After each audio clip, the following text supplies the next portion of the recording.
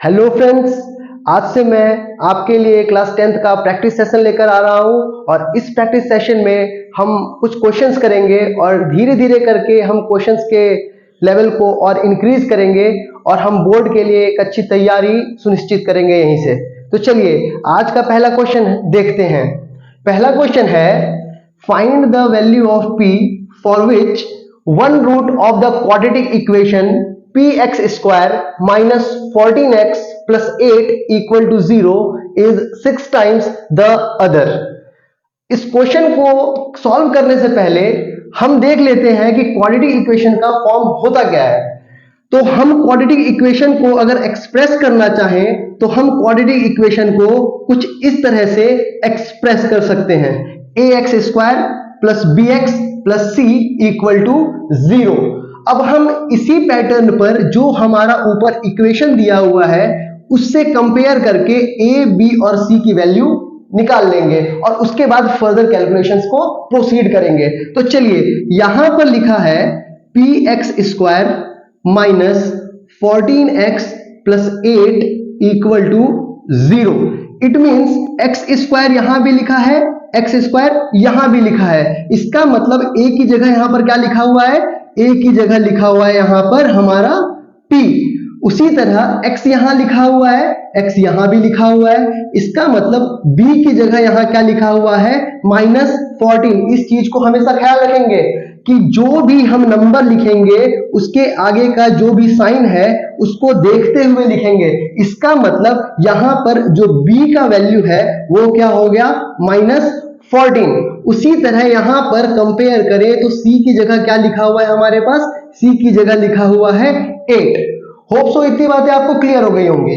तो चलिए उसके बाद क्या कह रहा है कि अगर हम यहां देखेंगे तो हमारा जो क्वाड्रेटिक इक्वेशन है, कभी भी अगर हम क्वाड्रेटिक इक्वेशन लिखते हैं ax square plus bx plus c equal to 0, तो हर क्वाड्रेटिक इक्वेशन पर ख्याल ये रखेंगे कि जितना भी हमारा मैक्सिमम पावर होगा उस इक्वेशन के पास उतना ही नंबर ऑफ रूट्स होगा। इसका मतलब इसका पहला जीरोस हो गया अल्फा और दूसरा क्या हो गया इसका बीटा। उसके बाद क्वेश्चन में ये कह रहा है कि जो हमारा एक रूट है वो अल्फा है, वहीं पर जो हमारा दूसरा रूट है वो पहले रूट का कितना टाइम्स है, 6 टाइम्स दे रखा है। इसका मतलब यहां पर हमारा एक रूट हो गया अल्फा और दूसरा कितना हो गया बीटा इक्वल्स टू 6 अल्फा। अब इन्हीं की हेल्प से हम क्या करेंगे, यहां पर p की वैल्यू को कैलकुलेट कर लेंगे। तो चलिए आगे इसका फर्दर कैलकुलेशंस देखते हैं।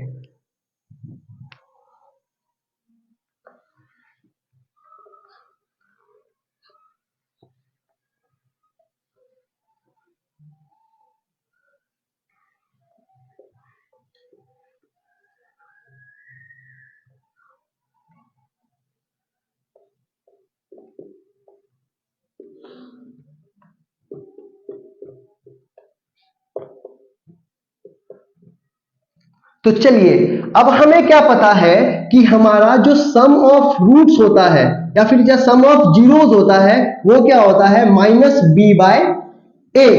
और हमारे यहां पर कंडीशन के हिसाब से दे रखा है कि जो हमारा पहला रूट है वो अल्फा है, वहीं पर दूसरा कितना है 6 अल्फा, और यहां पर माइनस का माइनस लिख गए और b की जगह कितना दे रखा हुआ है -14 और a की जगह पर कितना दे रखा है p। तो यहां पर अगर हम आगे प्रोसीड करें तो माइनस माइनस कितना हो गया, +14/p हो गया, और यहां पर अल्फा प्लस 6 अल्फा मिलकर के कितना हो गया टोटल, ये हो गया टोटल 7 अल्फा। तो यहां से अगर आगे देखें तो 7 अल्फा इक्वल्स टू 14 बाई कितना हो गया p। तो 7 से 14 2 टाइम्स गया और यहां से अल्फा की वैल्यू हमने कितने निकाल ली, 2/p। अब इसी का यूज हम आगे के कैलकुलेशंस में करेंगे, तो वो कैसे करेंगे उसे आगे समझते हैं। पहले इतना आप नोट कर लीजिए। चलिए अब हम आगे देखते हैं। अब यहां पर हमें यह पता लग गया कि हमारे पास जो अल्फा का वैल्यू है वो निकल कर आ गया है अल्फा इक्वल्स टू 2/p। तो अब हमें पता है कि प्रोडक्ट ऑफ रूट का भी एक फॉर्मूला होता है और वो होता है c/p। ए, और अभी हमने देख लिया है अल्फा तो अल्फा ही रहेगा, और बीटा हमारा कितना दे रखा है, बीटा दे रखा है 6 alpha, sorry 6 alpha equal to C की जगह कितना दे रखा है 8, और ए की जगह कितना दे रखा है पी। तो अब यहां पर अल्फा की बात करें तो यहां पर अल्फा इंटू अल्फा कितना हो गया 6 alpha square equal to 8 by p, और यहां पर अब हम क्या करेंगे, अल्फा की वैल्यू सब्स्टिट्यूट कर लेंगे। तो अल्फा का वैल्यू कितना है यहां पर हमारा 2 बाय पी का होल स्क्वायर हो गया, that is equal to 8 by p हो गया हमारा यहाँ वैल्यू। ये हो गया 6 इंटू 2 का स्क्वायर हो गया 4, और यहां से p का स्क्वायर कितना हो गया p square, that is equal to 8 by p. यहां से 4 से हम 8 को काटेंगे 2 टाइम्स कट गया, 2 से वापस से 6 3 टाइम्स कट गया, और ये p से p भी कैंसिल आउट हो गया ये, तो यानी 3 बाई पी इक्वल टू कितना बच गया हमारा यहां पर 1, और अगर हम क्रॉस मल्टीप्लाई करने के लिए गए यहां पर तो p इक्वल टू कितना आ गया हमारा 3। तो अब यहां पर क्वेश्चन में हमसे क्या मांगा था, क्वेश्चन में हमसे p का ही वैल्यू मांगा था, और p का वैल्यू कितना आ गया यहां पर, p का वैल्यू आ गया 3। चलिए अब हम आगे दूसरे क्वेश्चन की तरफ प्रोसीड करते हैं। चलिए अब जो हमारा अगला क्वेश्चन है वो क्वेश्चन क्या कह रहा है उसे देखते हैं। ये क्वेश्चन एपी का है। क्वेश्चन कह रहा है if 5 times the 5th term of an AP is equal to 8 times its 8th term so that its 13th term is 0। तो चलिए इस क्वेश्चन को सॉल्व करते हैं। हम क्या करते हैं, यहां पर मान लेते हैं कि हमारे पास एक गिवन एपी है, A1 A2 A3, और ऐसे ही ये टर्म अगर हम बात करें तो ये टर्म यहां पर क्या है धीरे धीरे बढ़ता ही चलेगा, और ये टर्म बढ़कर कहां चला गया AN तक।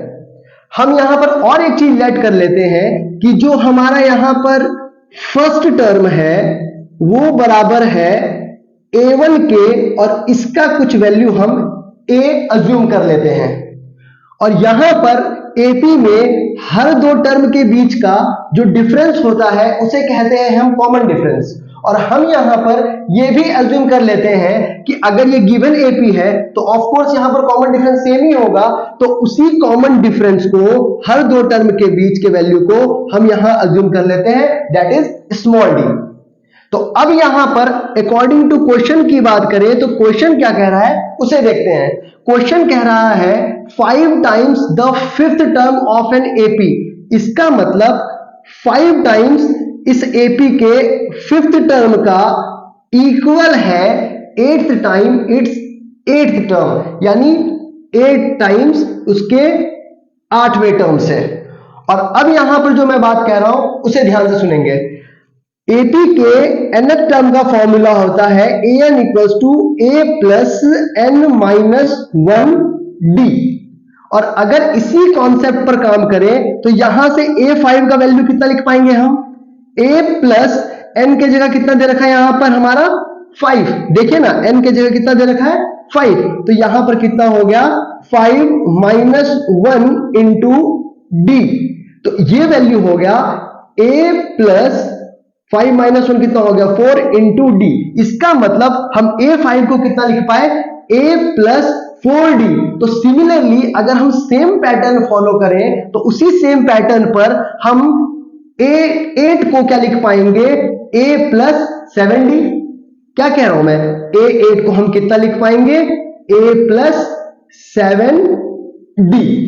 इसका मतलब अब हम इसी चीज का यूज करेंगे A5 की जगह a प्लस 4d और A8 की जगह a प्लस 7d का, और यहां पर ये जो हमारा गिवन कंडीशन है इसमें आकर सब्स्टिट्यूट करेंगे, और जो हमें प्रूफ करने बोला है, दिखाने बोला है कि इस गिवन AP का जो 13th टर्म है वो कितना होना चाहिए, वो होना चाहिए 0।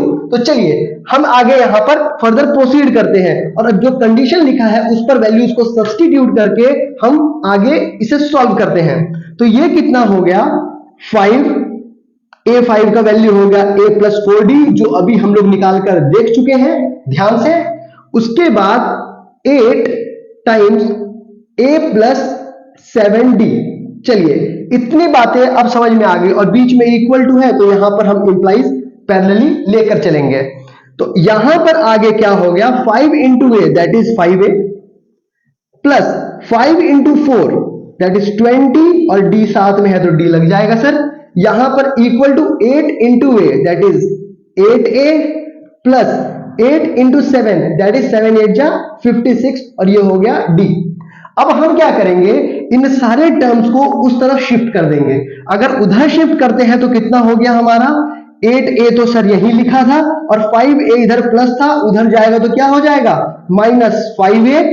यहां पर 56 प्लस 56d था और यहां पर प्लस 20d है, उस तरफ शिफ्ट होगा तो प्लस किस में कन्वर्ट हो जाएगा, माइनस 20d में। और इधर अब कोई भी टर्म नहीं बचेगा तो बचा कितना, 0। तो इक्वल टू हम कितना लिख देंगे, यहां पर हो गया हमारा 0।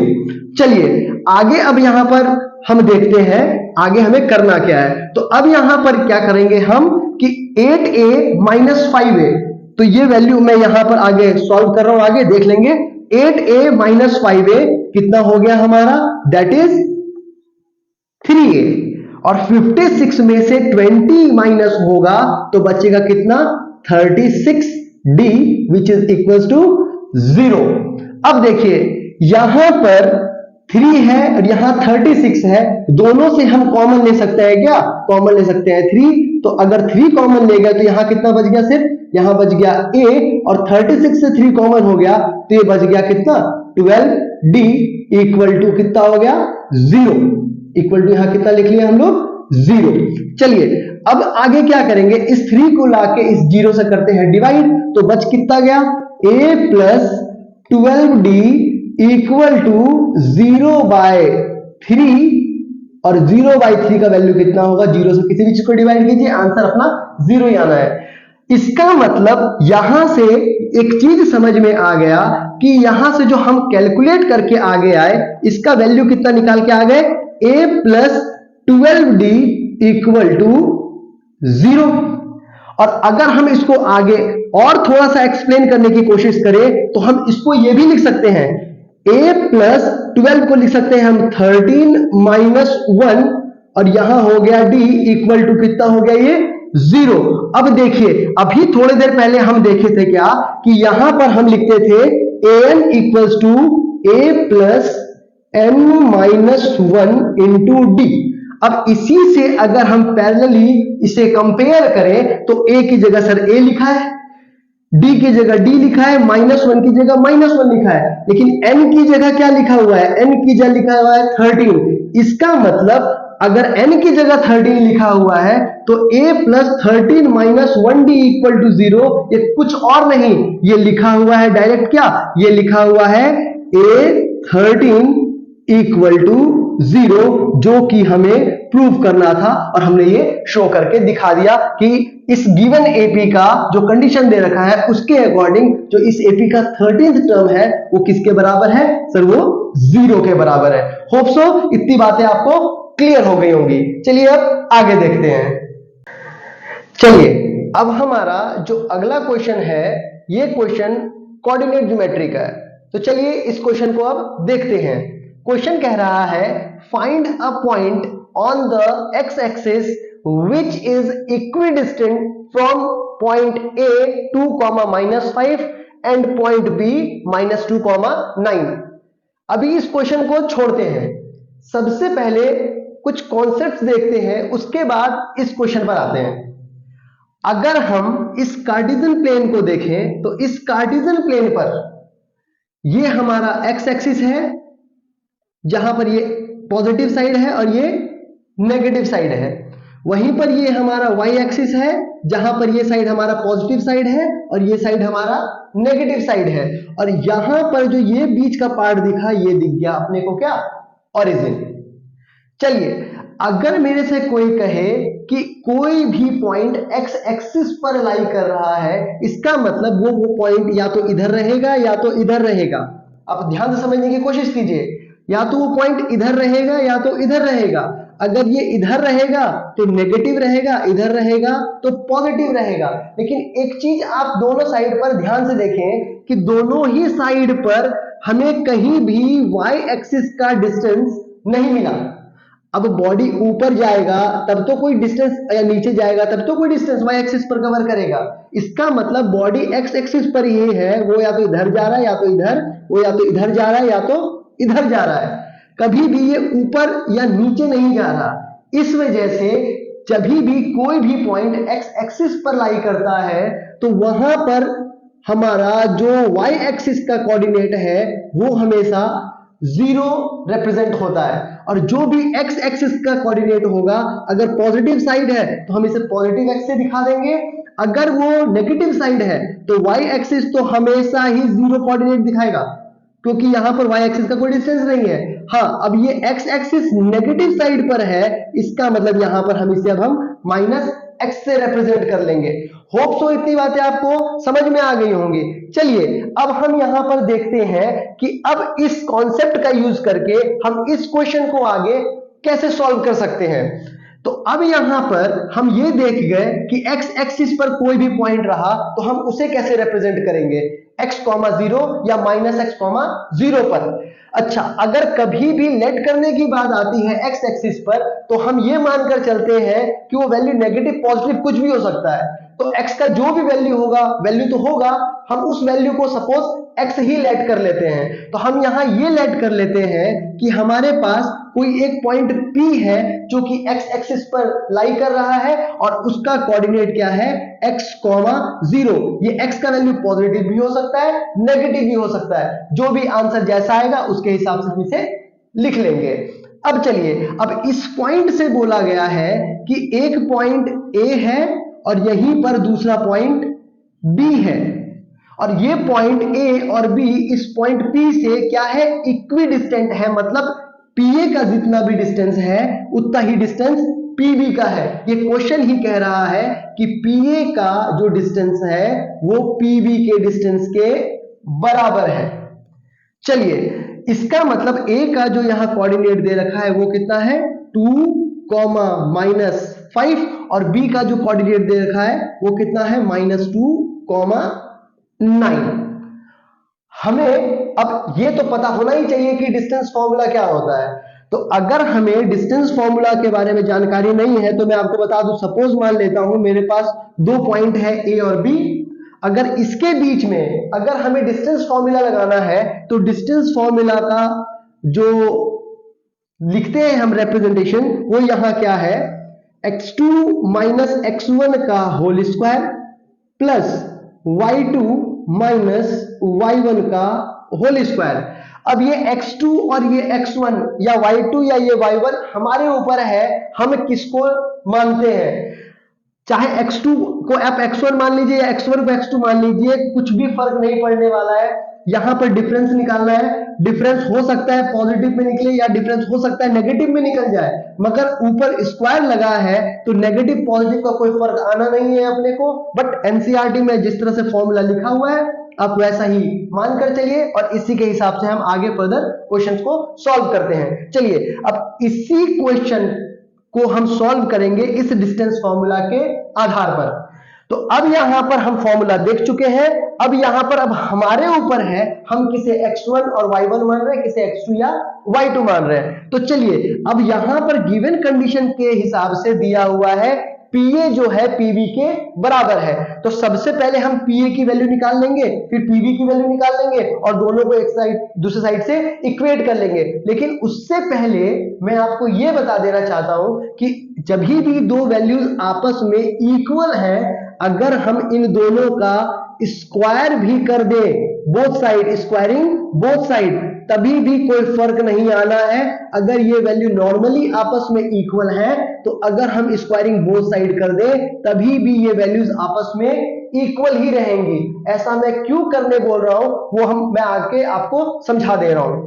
अब यहां पर जब मैं PA की वैल्यू निकालूंगा तो PA का वैल्यू किसके बराबर हो जाएगा, अंडर रूट।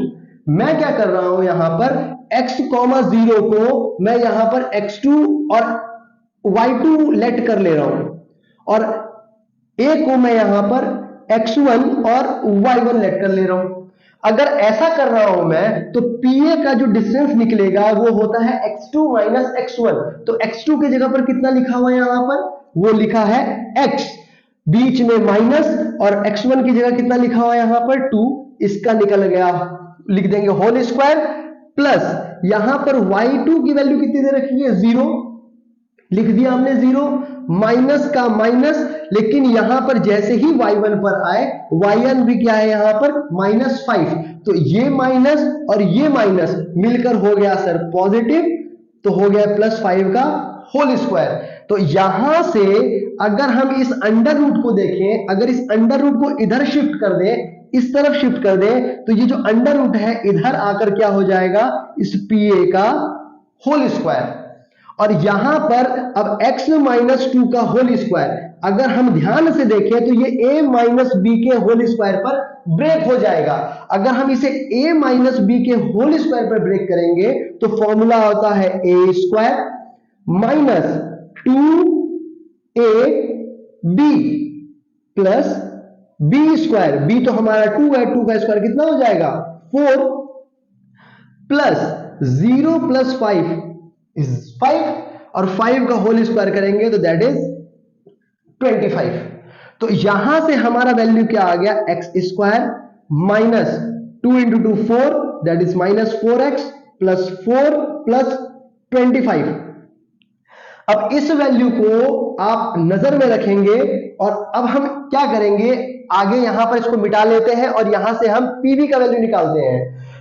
और यहां पर ध्यान से देखिए, मैं PA इक्वल टू PB लिखा था और यहां पर स्क्वायरिंग बोथ साइड किया था, तो यहां स्क्वायर है, यहां भी स्क्वायर है, तो उसी तरह यहां पर जैसे हम PA स्क्वायर निकाले हैं, अब हम यहां पर PB स्क्वायर निकाल लेते हैं, और ये जो कवर कंडीशन है उसके हिसाब से दोनों वैल्यू को क्या कर लेंगे, इक्वेट कर लेंगे, और वहां से हम इजिली x की वैल्यू निकाल पाएंगे। चलिए आगे देखते हैं। तो अब यहां पर क्या है, अब यहां पर हम निकालेंगे, यहां पर निकालेंगे हम PB का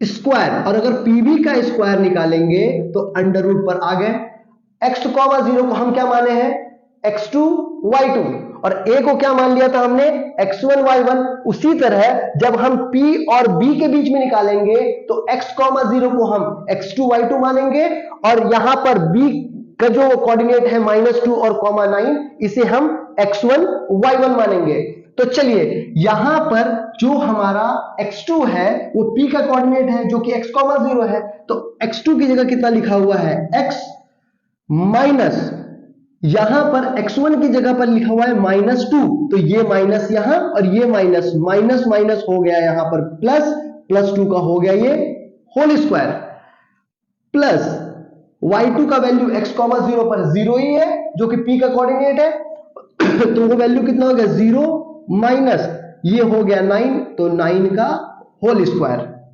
सॉरी यहां पर मैं स्क्वायर लगाकर अभी चल रहा हूं, हटा दीजिए इसको।